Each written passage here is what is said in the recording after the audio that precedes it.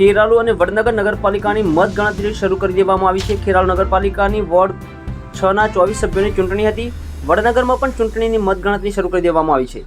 વડનગરમાં 7 વોર્ડમાં 28 ઉમેદવારો માટે કાઉન્ટિંગ શરૂ છે। 7 સીટો પર ભાજપના ઉમેદવારો બિનહરીફ થયેલા છે।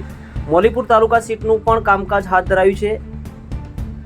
26 મલેપુર જિલ્લા સીટ સહિત તાલુકા પંચાયતની 2 સીટોનું આવશે પરિણામ। ડાલીસના તાલુકા સીટ પર પહેલેથી જ ભાજપના ઉમેદવાર બિનહરીફ થયેલા છે। આદર્શ નિવાસી સ્કૂલમાં મતગણતરી હાથ ધરવામાં આવી છે। પ્રાંત અધિકારી ડોક્ટર અમિતભાઈ ચૌધરીની સૂચના મુજબ કાર્ય કરવામાં આવી રહ્યું છે। નગરપાલિકા વોર્ડના 1ના સભ્યોને બોલાવવામાં આવી રહ્યા છે। કાઉન્ટિંગ સ્થળ પર ચુસ્ત પોલીસ બંદોબસ્ત પણ ગોઠવવામાં આવે છે। ખેરાલુમાં એક જ કેમ્પસમાં જિલ્લા પંચાયત અને તાલુકા પંચાયતની 2 અને નગરપાલિકાની 6 વોર્ડની 3 અલગ અલગ રૂમમાં ગણતરી હાથ ધરવામાં આવી છે। નગરપાલિકાના ઇન્ચાર્જ ચૂંટણી અધિકારી ડોક્ટર અમિતભાઈ ચૌધરીની દેખરેખમાં સમગ્ર કામગીરી શરૂ છે। તાલુકા પંચાયતની 2 સીટોના ચૂંટણી ઇન્ચાર્જ મામલતદાર એલબી ડાબીની દેખરેખમાં કામગીરી શરૂ છે।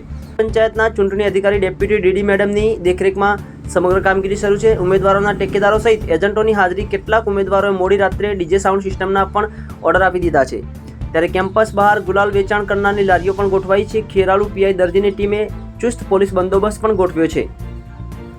જ્યારે પ્રાપ્ત માહિતી મુજબ ખેરાલુ તાલુકાના ડબોડા તાલુકા સીટમાં ભાજપના મહેશજી ઠાકોરને 1230 મતે વિજેતા થયા છે અને ગલાબજી ઠાકોરને 199 સહિત મીરખાન બલોચને 763 મતો મળ્યા છે, જેમાં ભાજપના ઉમેદવાર મહેશજી ઠાકોરની વિજેતા જાહેર કરવામાં આવ્યા છે। સમાચારોને અપડેટ્સ માટે જોતા રહો ઓનલાઈન ટીવી સુરેશ ઠાકોર અને ફારૂક મેમણ સાથે।